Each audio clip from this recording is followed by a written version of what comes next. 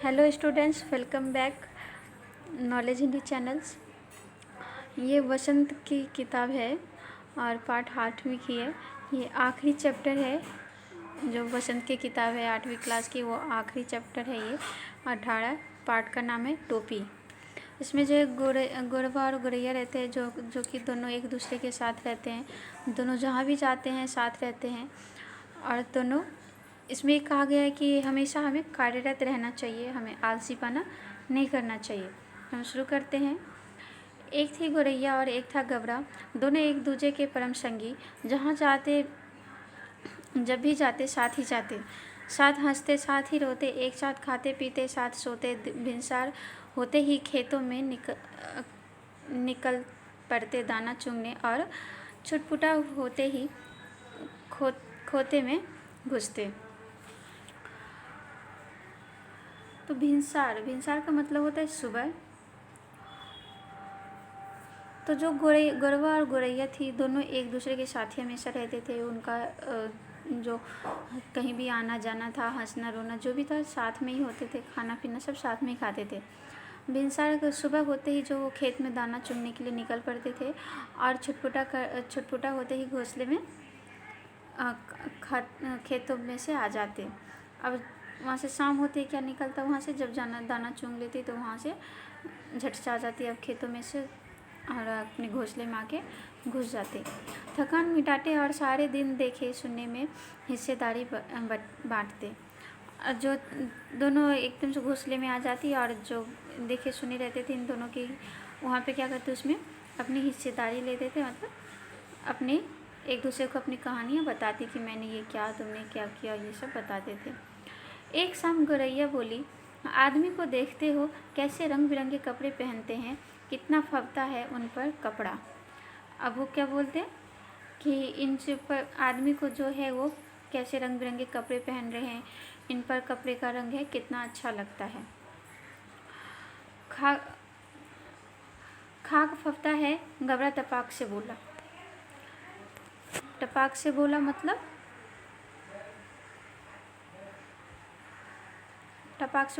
झट से बोला। गबरा जो है उसने कहा कि बिल्कुल भी अच्छा नहीं लगता, कपड़ा पहन लेने के बाद तो आदमी और बदसूरत लगने लगते हैं। जो गबरा बोलते हैं कि कपड़ा पहन लेने के बाद जो है इंसान और बदसूरत दिखने लगता है, वो अच्छा नहीं लगता है आज कटजीरा चूग गए हो, गबरैया बोली। गबरैया बोलती है कि तुम जो है आज कोई कांटे चूग गए हो, इसीलिए तुम ऐसे कटु बातें बोल रहे हो।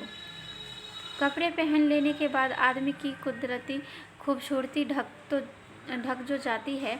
गबरा बोला, अब तू ही सोच, अभी तो तेरी सुधर काया का एक एक कटा मेरे सामने है, रोबे रोबे की रंगत मेरी आंखों में चमक रही है। अब अगर तू मानुष की तरह खुद को सरपा ढक ले तो तेरी सारी खूबसूरती ओझल हो जाएगी कि नहीं। अब जब गौरैया बोलता है कि तू जो है अभी पूरा वैसे है, बिना कपड़ों के है, तो तेरी खूबसूरती मेरे सामने पड़े हैं, मैं देख रहा हूँ तुझे। अगर मनुष्य की तरह तुम जो है अपना सर पर ढक ले, मतलब अपने को ढक ले, अपना शरीर पूरा ढक ले, तो तेरी खूबसूरती क्या हो जाएगी, ओझल हो जाएगी। कपड़े केवल अच्छा लगने के लिए नहीं, गबरैया बोली, मौसम की मार से बचने के लिए पहनता है आदमी। गबरैया कहती है कि जो कपड़े जो है सिर्फ अच्छा दिखने के लिए नहीं, मौसम बदलते रहते हैं, बरसात ठंडी गर्मी, इस वजह से भी लोग कपड़ा पहनते हैं। तू समझती नहीं, गबरा हंसकर बोला। कपड़े पहनकर जाड़ा गर्मी बरसात सहने की उनकी सकत भी जाती रही है, और इस कपड़े में बड़ा लफड़ा भी है। कपड़ा पहनते ही पहनने वाले की औकात पता चल जाती है, आदमी की हैसियत में भेद पैदा हो जाता है। अब जय गबरा बोलता है कि कपड़े तो समझती नहीं है, कपड़े पहनने के बाद जो आदमी की क्या होती है, औकात का पता चल जाता है कि वो कैसा है, किस हद तक वो है, कितना है उसमें दम, ये सब पता चल जाता है। और वो आदमी ही आदमी में क्या करता है, भेदभाव करने लगता है। फिर भी आदमी कपड़ा पहनने से बाज नहीं आता। गरबैया बोली, नित नए नए लिबास सिलवाता रहता है। अब तभी गौरैया कहती है कि फिर भी तो इंसान कपड़ा पहनते ही हैं आदमी लोग, और फिर नए नए जो लिबास का मतलब होता है कपड़ा, कपड़ा सिलवाते रहते हैं, पहनते रहते हैं। यह नीरा पोंगापन है।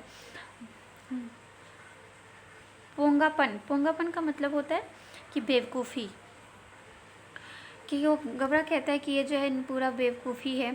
आदमी तो लिबास की लफत की लाज ही नहीं ढकता। हाथ पैर जो चलने फिरने काम करने के वास्ते हैं उन्हें भी दस्ताने और मोजे से ढक लेता है। सिर पर लटे हैं उन्हें भी टोपी से ढक लेता है। अपन तो नंगे ही भले। जो गबरा है बोलते हैं कि आदमी सिर्फ लिबास से अपना शरीर ही नहीं ढकता, बल्कि जो काम करने के लिए हाथ पैर जो है उनके वो भी मोजे से दस्ताने से ढक लेते हैं। और सिर पे जो उनके इतने लंबे लंबे बाल होते हैं वो भी क्या करते हैं, उसको टोपी से ढक लेते हैं। हम तो नंगे ही हैं, तो हम नंगे ही सही हैं। उनके सिर पर टोपी कितनी अच्छी लगती है। गौरैया बोली, मेरा भी मन टोपी पहनने का करता है। गौरैया तभी बोलती है कि मेरा भी मन जो है क्या करता है, टोपी पहनने का करता है। टोपी तू पहन पाएगी कहाँ से? गबरा बोला, टोपी तो आदमियों का राजा पहनाता है। अब जो है गबरा बोलता है कि टोपी तू थोड़ी पहन पाएगी, आदमियों जो है वो राजा को टोपी पहनाया जाता है। जानती है एक टोपी के लिए कितनों का टाट उलट जाता है। जरा सी चूक नहीं कि टोपी उलझते देर नहीं लगती। अपनी टोपी सलामत रहे इसी फिक्र में कितनों को टोपी पहननी पड़ती है। अब क्या बोलते हैं कि जो तुम नहीं जानती है कि टोपी को सलामत रखने के लिए कितनी टोपी पहननी पड़ती है। अपने एक टोपी में ज़रा सा भी चूक हो जाए उसके लिए कितनी हंगामा हो जाती है, कितनी शोरगुल होने लगता है। तो अब मेरी मान तो तू इस चक्कर में पड़ ही मत। वो कहता है गबरा को, उसे समझाता है गबरैया को कि तू इस चक्कर मत पड़, टोपी वगैरह पहनने की जो तुम्हारी इच्छा है उसमें मत पड़। गबरा था तनिक समझदार, इसलिए सक्की। और गबरा क्या था कि थोड़ा गबरी से जो था समझदार था, और वो सक्की भी था। जबकि गबरैया थी जिद्दी और धुन की पक्की। और गबरैया क्या थी कि जिद्दी थी, कि जो उसे चाहिए होता था, जो उसे मन में आ गया कि हाँ मुझे ये चाहिए, ये करना है, तो उसे वो करके ही मानती थी। और अपने उस चीज़ में हमेशा लगातार लगी रहती थी कि हाँ मुझे ये चीज़ करनी ही है। ठान लिया तो ठान लिया, सबको उसको ही जीवन का लक्ष्य मान लिया। कहा गया है जहाँ चाह वहीं रहा। मालूम के मुताबिक अगले दिन दोनों घोड़े पर चुगने निकले। चुगते चुगते उसे रुई का एक फाहा मिल गया। गबरैया मारे खुशी के घोड़े पर लौटने लगी। अब जो है क्या हुआ कि वो एक दिन वो अपने दाना चुगने जाती है दोनों साथ में। तो वो पहले ही उसके मन में ठान ली रहती है कि मुझे टोपी चाहिए, तो मतलब चाहिए, और जहाँ चाह रहे थे वहाँ अपने आप ही निकल ही जाते हैं। तो वो चुंग रही थी तो उसे एक रुई का फाहा मिल गया, और वो खुशी के मारे क्या उछलने लग गई कि मुझे मिल गया।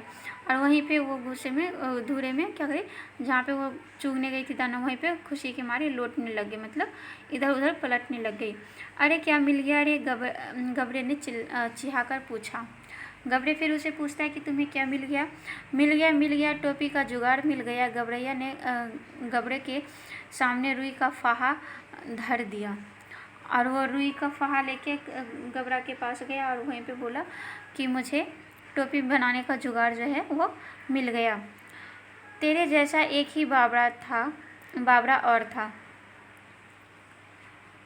गबरा बोला। रास्ते चलते चलते उसे अचानक एक दिन पड़ा हुआ चाबुक मिल गया।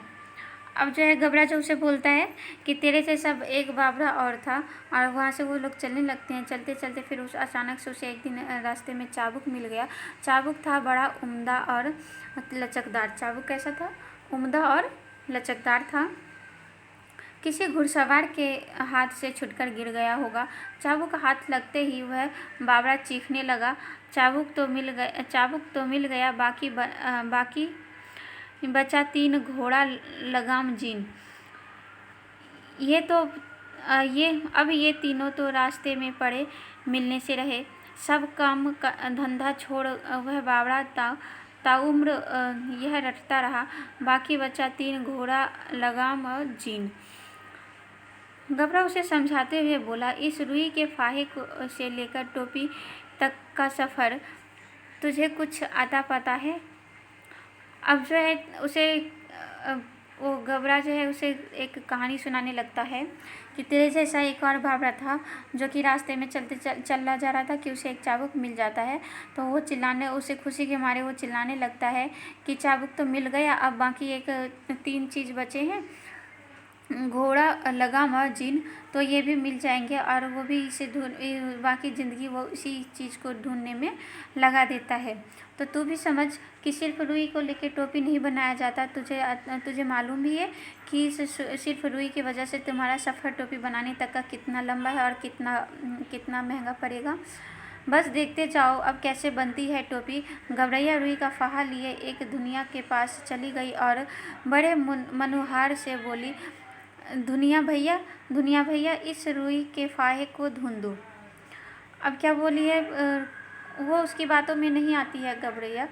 और गबरैया रुई के फाहे लेके अब एक धुनिया के पास चली गई और फिर वहाँ जाके बोलती है कि धुनिया भैया मेरी रुई को भी ढूंढो। धुनिया बेचारा बूढ़ा था, जाड़े का मौसम था, उसके तन पर वर्षों पुरानी तार हो चुकी एक मरजई पड़ी हुई थी। वह कांपते हुए बोला, तू जाती है कि नहीं, देखती नहीं, अभी मुझे राजा जी के लिए रजाई बनानी है। अब वो बोलती है कि जो आदमी था उसके सिर बहुत ही बूढ़े थे और एक उसके शरीर पर मरजई था, मतलब बहुत पुरानी शॉल जो वो ओढ़े हुए थे। तो वो बोलते हैं कि तू अब यहाँ से जा कि मुझे अब राजा जी के लिए रजाई बनाने हैं, तू मुझे बेकार के काम में उलझा रही है।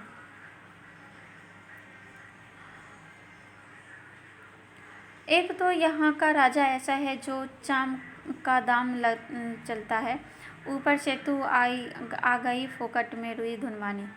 वो बोलता है कि धुनी भैया कि राजा तो यहाँ का वैसे ही कंजूस है जो कि चाम का दाम लेता है, और तू भी आ गई फोकट में रुई को धुनवाने के लिए। उज्र ना करो भैया, गबरैया बोली, मैं तुम्हारे पूरी उजरत दूंगी, इसे धुन दो भैया, आधा तू ले आधा मैं ले लूँगी। अब वो बोलती है कि मैं तुम्हारे काम का ज़रूरत के अनुसार पैसा दूंगी, लेकिन मुझे इस रुई को धुन दे, आधा तू ले लेना रुई और आधा मैं ले लूँगी।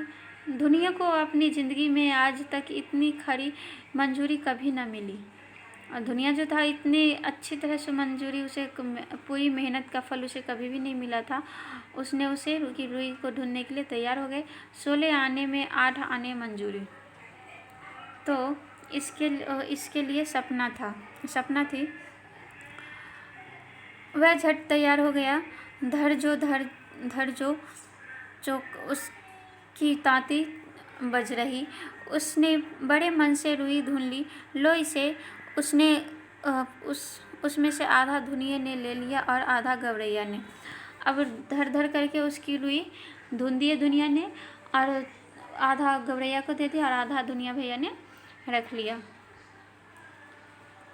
इससे उत्साहित गबरैया एक कोरी के यहाँ गए और कहने लगे, कोरी भैया इस धुनी रुई के सूत काट दो।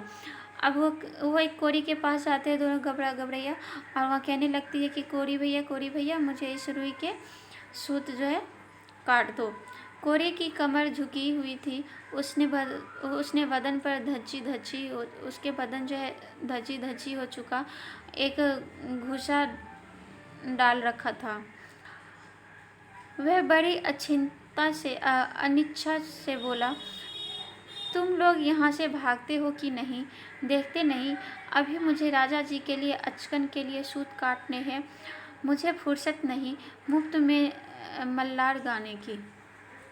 अब जो कोरी भैया को ऐसा लगता है कि ये मुफ्त में काम करवाएगी, तो वो पहले ही उसे डांट देता है कि अब तुम्हें मुझे फुर्सत नहीं है, मुझे राजा जी के लिए अचकन बनाने हैं और तुम आ जाती हो मल्लार गाने के लिए कि मेरा काम कर दो, मेरा काम कर दो, मेरे पास इतनी टाइम नहीं है। भैया इस मुल्क में सब काम क्या राजा जी के लिए ही होता है? घबरैया अचरज से बोली। अब वो अचरज जो था उससे क्या बोलती है कि इस मुल्क में जो है, मतलब इस देश, मुल्क का मतलब होता है देश, इस देश में जो है सब काम राजा जी के लिए ही होता है। तो किस मुल्क से आई है? उस कोरी से उसे भर आंख देखा। जानती नहीं यहाँ का चलन, खट मारे बर्छा बैठ गया तुरंग। यहाँ सब काम राजा जी के नाम पर और राजा जी के लिए होता है। राजा जी के लिए लघुए भगुए भी बहुत हैं, इसी में उनका भी काम होता है। अब वो बोलते घबरैया से कि तू किस मुल्क से आई है, तुझे नहीं पता है कि यहाँ जितने भी काम होते हैं सिर्फ और सिर्फ राजा जी के लिए ही होते हैं। राजा जी के लिए ही के ही नाम पे सारा चीज़ यहाँ पे चलता है। उनके लिए ही लघुए भगुए होते हैं, उनके लिए ही सारा काम होता है। मुकरो मत भैया, हम तुम्हें माकुल मुआवजा देंगे। घबरैया बोल पड़ी, इसे काट दो, आधा तुम ले लो, आधा मैं ले लूँगी। अब वो इसे भी कहती है कि आधा जो है तुम ले लो और आधा मैं ले लूँगी और इस काम को कर दो। कोरी भी तैयार हो गया। इतनी बाविज मंजूरी पर काम करना मुखरता होती। तन करके उसकी तलकी चरखी ताता थैया करने लगी। माफी महीन और लच्छेदार सूत काट दिए उसने। अब क्या करे, कोरी भी मान गया कि आधे दाम में करवा रही है, तो वो भी सूत ताता थैया करके काटने लगा और एकदम महीन लच्छेदार सूत उसे काट के उसने दे दिए। कदम पर मिलते कामगारों के सहयोग से घबरैया को आगे बढ़ने पर उकसा गया। इसके बाद वे दोनों एक बुनकर के पास गए और इशारा करने लगे, बुनकर भैया इस कटे सूट से कपड़ा बुन दो। अब वो सूत का मतलब होता है धागा, वो धागा लेके कहाँ गई? बुनकर के पास गए जो कपड़ा बुनता है। और वहाँ पे जाके वो बोलती है कि इससे मुझे कपड़ा बुन दो। बुनकर उन्हें अगबग होकर देखने लगा। हटते हो कि नहीं यहाँ से? देखते नहीं, अभी मैं राजा जी के लिए बागा बुनना है। अभी थोड़ी देर बाद ही राजा जी के कारिंदे हाजिर हो जाएंगे। साफ करे भाव तो जवाब करे चाकर। इतना कहकर बुनकर अपने काम में मशगूल हो गया। अब जो है वो बोलता है बुनकर की भाग यहाँ से, हट जा यहाँ से, तुम बहुत। पहले तो वो देखते ही रह जाता है और फिर वो बोलता है कि जा यहाँ से, मुझे राजा जी के लिए बागा बुनने हैं। और थोड़ी देर में है जो यहाँ पे राजा जी के करिंदे होते हैं कि उनके जो पहरेदार होते हैं, काम करने वाले उनके नौकर वो होते हैं, करिंदे हाजिर हो जाएंगे। वो बोलते साफ करे भाव तो वह करे चाकर। मतलब जो राजा है भाव प्रेमी नहीं करेगा तो उनके जो चाकर है, उनके जो नौकर है, वो तो दूसरे को परेशान करेगा ही। इतना कहकर मशगूल हो गया, मतलब अपने काम मशगूल हो गया, मतलब अपने काम करने में वो लगन हो गया। इसे बुन दे भैया, घबरैया ने सहसा सजोकर कहा। हम सेत मेत का काम नहीं करवाते, इसे बुन दे और आधा तू ले ले, आधा हम ले लेंगे। अब इसे भी घबरैया यही कहती है कि आधा इस जो सूत है उसको बुन दे और इसको आधा तू ले ले और आधा मुझे दे देना। बुनकर ने देखा सौदा बुरा नहीं है, वो तैयार हो गया। सूत अपनी ओर खींचकर ताना बाना पसार दिया और उसका करछा चलने लगा और धुड़की धुलकने लगी। थोड़ी देर में उसने काफ़ी गफश और दबीज कपड़ा बुन दिया। आधा उसने ले लिया और आधा उनको दे दिया।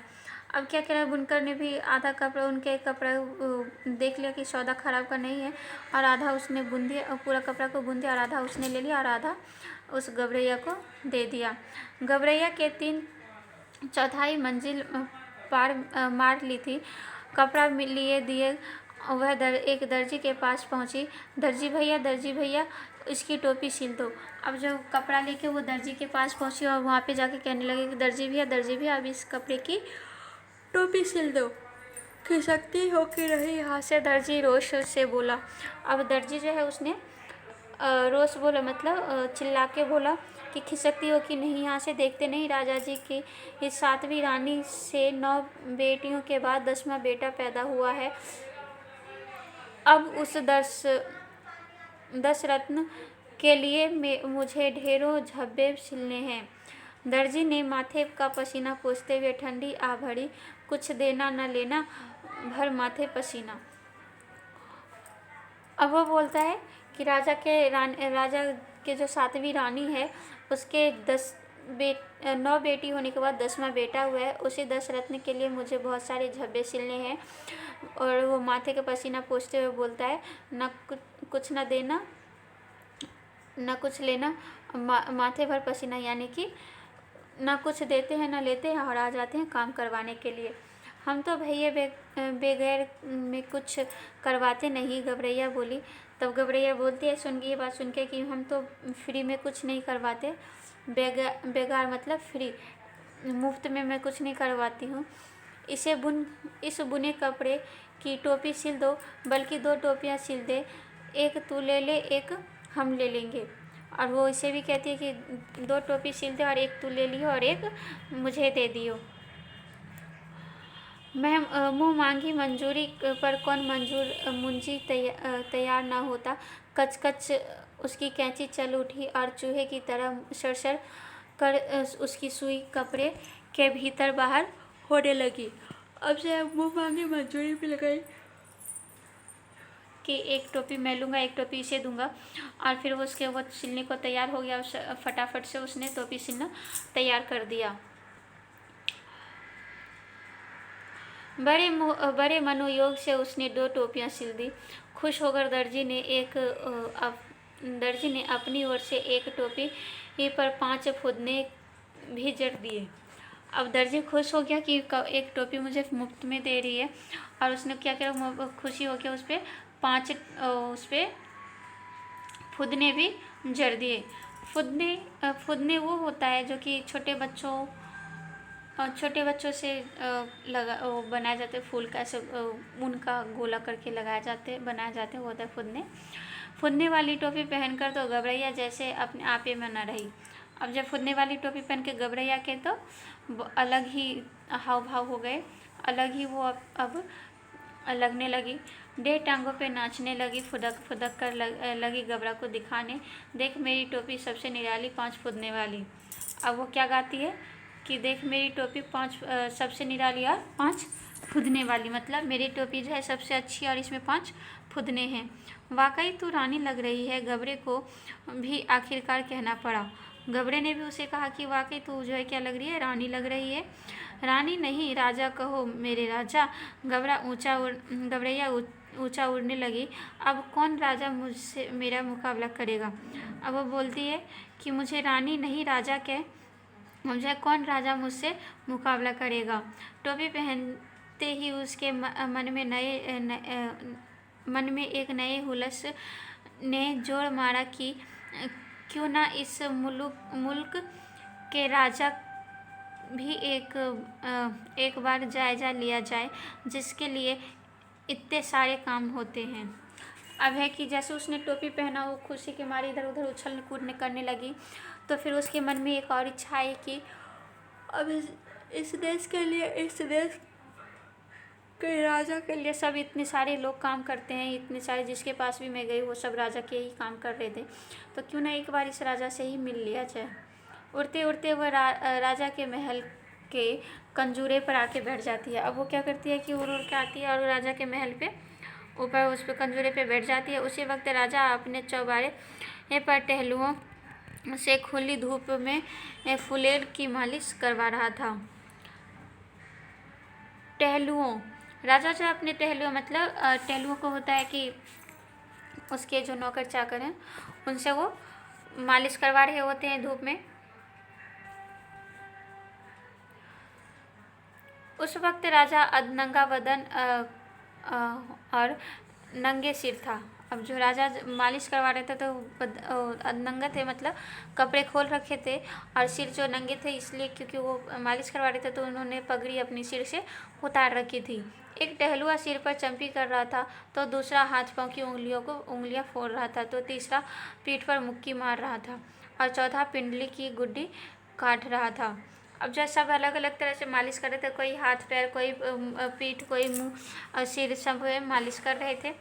घबरैया कंजूरे पर से ही चिल्लाई, मेरे सिर पर टोपी, राजा के सिर पर टोपी नहीं, राजा के सिर पर टोपी नहीं।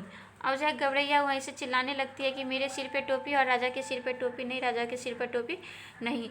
मालिश करवाते राजा की नज़र घबरैया से टकराई। घबरैया के सिर पर फुदनेदार टोपी देखकर उसकी अकल चकरा गई। वह तो लगातार रटे जा रही थी, मेरे सिर पर टोपी, राजा के सिर पर टोपी नहीं। अरे मेरी टोपी लाओ जरा जल्दी, राजा दोनों हाथों से अपना सिर ढकते हुए चिल्लाया। अब जो है राजा क्या करता है कि अपना सिर दोनों हाथों से ढकते हुए, और घबरैया तो पहले ही उसको चिढ़ा देती है कि मेरे सिर पे टोपी है, राजा के सिर पे टोपी नहीं, मेरे सिर पे टोपी, राजा के सिर पे टोपी नहीं। तो राजा वहीं पे दोनों हाथों से अपना सिर ढकते हुए और अपने सैनिकों को बोलते हैं कि जाओ जल्दी से मेरा टोपी लेके आओ। और वो जैसे वो राजा देखते हैं कि इसने फुदने वाली टोपी पहने, राजा तो चकाचौंध हो जाते हैं, मतलब हक्के बक्के रह जाते हैं कि इसके पास कहाँ से फुदने वाली टोपी आ गई। टोपी आ गई, राजा ने झट से पहन ली, देख रही फदगद्दी। अब जो है घबरैया बोल देती है कि देख रही फदगद्दी, मेरी टोपी में 5 फुदने। घबरैया ने अब दूसरा ही राग आलापना शुरू कर दिया। राजा की टोपी में एक भी नहीं, मेरी टोपी में 5 फुदने, राजा की टोपी में एक भी नहीं। राजा, अब उसकी टोपी में 5 फुदने थे, राजा के टोपी में फुदने नहीं थे, तो वो चिल्लाने लगती है कि मेरी टोपी है 5 फुदने वाली और राजा के टोपी में एक भी फुदने नहीं है। राजा को बेहद हेठी महसूस हुआ। इस मुल्क के महाबली राजा के सामने एक चिड़िया की यह मजाल, वह बुरी तरह बिगड़ गया। इस फुदगद्दी की गर्दन मसल दो, पखने नोच लो, सिपाहियों देर न करो। अब जब वो अपने सिपाही को आदेश दे देता है कि ये जो फदगद्दी है, मतलब ये जो घबरैया है, इसकी क्या करो, इसको पकड़ो और इसकी पंख नोच लो, इसकी टोपी नोच लो, इसको टोपी फोड़ दो। क्षमा करे महाराज, मंत्री ने हाथ जोड़ दिए, मच्छर मारकर हाथ क्यों गंदा करना, अपने आप चली जाएगी। अब जो उनके मंत्री बोलते हैं कि क्षमा कर दीजिए महाराज, कोई बात नहीं, मच्छर को मार के हाथ को क्यों गंदा करेगा, मतलब इस छोटी सी पक्षी को मार के हम हाथ को क्यों गंदा करें, इसको छोड़ दो, अपने आप ऐसी वहाँ से चली जाएगी। तब राजा सिपाहियों से बोला, यह ऐसी नहीं मानेगी, इसकी टोपी छीन ले आओ, और उसे मैं पैरों से ठोकर मारूंगा। अब जो है राजा में ये अकड़ आ गया कि उसने मेरा अपमान किया, तो मैं इसकी टोपी में पैर मारूंगा। वो बोलता है कि चाहे बस इसकी टोपी छीन के ले आओ और उस टोपी में मैं क्या करूंगा, पैर मारूंगा। एक सिपाही ने गुलेल मारकर घबरैया की टोपी नीचे गिरा दी, तो दूसरे सिपाही ने झट वह टोपी लपक ली और राजा के सामने पेश कर दिया। राजा टोपी को पैर से मसलने ही जा रहा था कि उसकी खूबसूरती देखकर दंग रह गया। अब जो है टोपी तो उसने मार के टोपी तो गिरा लिया, सिपाही ने टोपी ले भी लिए। अब राजा जैसे उसको पैर मार के मसलने जा रहा था कि उसकी जो उसमें कारीगरी जो की गई थी, उसकी जो खूबसूरती फुदने थी, उसके जो मोती वगैरह लगी थी उस पर, उसकी कारीगरी देख के राजा क्या हो गया, चकाचौंध रह के, मतलब बेहद ही अचंभा ही रह गया, आश्चर्य से ही रह गए। कारीगरी ने इस नायाब नमूने को देखकर वह जड़ हो गया। मेरे राज्य में मेरे सिवा इतनी खूबसूरत टोपी दूसरे के पास कैसे पहुंची, सोचते हुए राजा ने उलट पुलट कर देखने लगा। अब वो राजा देखने लगता है कि राजा तो मैं हूँ इस राज्य का, और मेरे अलावा इतनी सुंदर खूबसूरत टोपी उसके पास कैसे पहुंच गया, उस टोपी को वो देखने लगा। इतनी नगीना टोपी इस मुल्क में बनाई किसने? राजा के मन में ख्याल आया। अब तो उस हुनरमंद कारीगर की खोज होने लगी। राजा चाहे और पता न चले। गिरते पड़ते दर्जी हाजिर हुआ। दुहाई अन्नदाता, इतनी बढ़िया टोपी तुमने कभी हमारे लिए क्यों नहीं बनाई? मेघों की गड़गड़ाहट की मानिंद राजा की आवाज़ निकली। अब जिस तरह से बादल गरजते हैं तो कितनी आवाज़ निकलती है, ठीक उसी तरह से राजा की भी, बादल जिस तरह से गरजते हैं उसी तरह से राजा की भी आवाज़ निकली कड़क, और बोले कि तुम जो है इतनी खूबसूरत टोपी मेरे लिए क्यों नहीं बनाई है अभी तक? क्योंकि वो टोपी जो थी बहुत ही खूबसूरत बनाई गई थी। वो दर्जी माफ़ी मांगते हुए फिर बोला, दुहाई अन्नदाता, हमें दुहाई नहीं, वजह बताओ। वो राजा बोलता है कि हमें माफ़ी नहीं, हमें वजह बताओ कि क्यों नहीं बनाई तुमने मेरे लिए ऐसा टोपी। कपड़ा बहुत उम्दा था सरकार, एकदम गफस और दबीज। ऐसा उम्दा कपड़ा किसने बुना? नाक की मनिंदा राजा फूंक मारने लगा। गिरते पड़ते बुनकर हाजिर हुआ। माफ़ी बख्शे सरकार। अब जो है कपड़ा बुनने वाला भी हाजिर हो गया। वो भी माफ़ी मांगता हुआ आया दरबार में। अब दर्जी तो पहले कह दिया कि कपड़ा बहुत अच्छा था, एकदम कपड़ा मतलब मोटा भी था, और उसके उस पर जो बुनाई थी वो भी बहुत अच्छी थी, इसीलिए उसने ऐसा टोपी बन गया। अब बुनकर को बुलाएगा। वो फिर माफ़ी मांगते हुए दरबार में हाजिर हुआ। फिर वो भी वजह पूछता है तो फिर बताता है, सूत बड़ा उम्दा था सरकार, एकदम महीन और लच्छेदार। अब जब सूत बनाने वाले को भी सूत बनाने पे चला गया कि सूत जो था बहुत अच्छा था, एकदम महीन था और लच्छेदार था। तो फिर इतना महीन सूट किसने काटा? शेर की मनिंदा से राजा ने दहाड़ मारी। अब शेर जिस तरह से चिल्लाते हैं उस तरह शेर जिस तरह से दहाड़ता है उसी तरह से राजा ने आवाज़ मारी, और उसने कहा कि राजा ने कहा कि इतना महीन और लच्छेदार किसने सूत काटा है वो बताओ। गिरते पड़ते कोरी हाजिर हुआ। जान बख्शे महाराज, जान नहीं, वजह बताओ। अब वो बोलता है कि मुझे माफ़ कर दो महाराज। वो फिर राजा बोलते हैं कि मुझे वजह बताओ। रुई बड़ी बेहतरीन थी सरकार, एकदम बादलों की तरह धुनी हुई। इतने बेहतरीन रुई किसने धुनी? बिजली की तरह राजा की आवाज़ कड़की। अब जो है बिजली जिस तरह से कड़कती है उस तरह से आवाज़ निकालते हुए राजा की आवाज़ ज़ोर से निकली, और बोला राजा कि अब जो है किसने ये रुई बनाई थी उसको अब बुलाओ। हाँफते छाती पीटते दुनिया हाजिर हुआ। खमा अंधाता।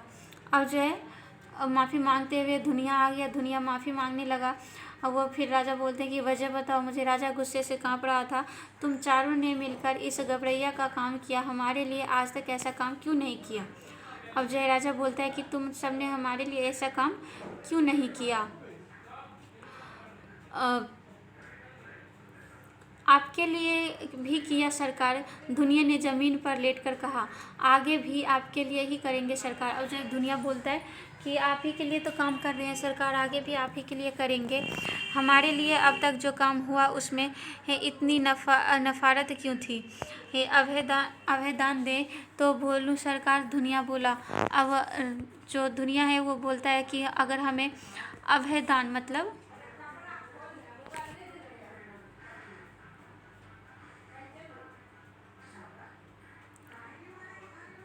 अभयदान क्या होता है? अभयदान जो होता है कि अगर हमें आप मृत्यु दंड नहीं देंगे तो अभयदान देंगे सरकार। तो बोलूं तो दुनिया ये बात पूछता है राजा से। तो चलो दिया, राजा बोले, अब बताओ महाराज, इस गबरैया ने जो भी काम करवाया उसमें आधा हिस्सा देती थी। अब वो बोलता है दुनिया की जो काम करवाई है गबरैया उसमें हमें आधा हिस्सा देती थी। जिसके पास बहुत कुछ है वह कुछ नहीं देता, जिसके पास कुछ भी नहीं फिर भी वह आधा देती थी। इसलिए इसके काम में अपने आप नफारत आती गई। नफारत आंकती गई सरकार। अब वो बोलता है दुनिया कि ये मुझे काम के आधा पैसे देते, जिसका बड़ा काम, जिसके पास पैसे रहते हैं वो भी पैसे नहीं देते, लेकिन जिसके पास कुछ भी नहीं है वो आधे पैसे देने को तैयार हो गए, इसलिए इसके काम में इतनी अच्छी खूबसूरती आती गई। दुनिया दंडवत और दंडवत किए जा रहा था। दंडवत होता है कि लेट के और हाथ जोड़ के माफ़ी मांगना, तो हमें वो लेटे दंडवत करता जा रहा था।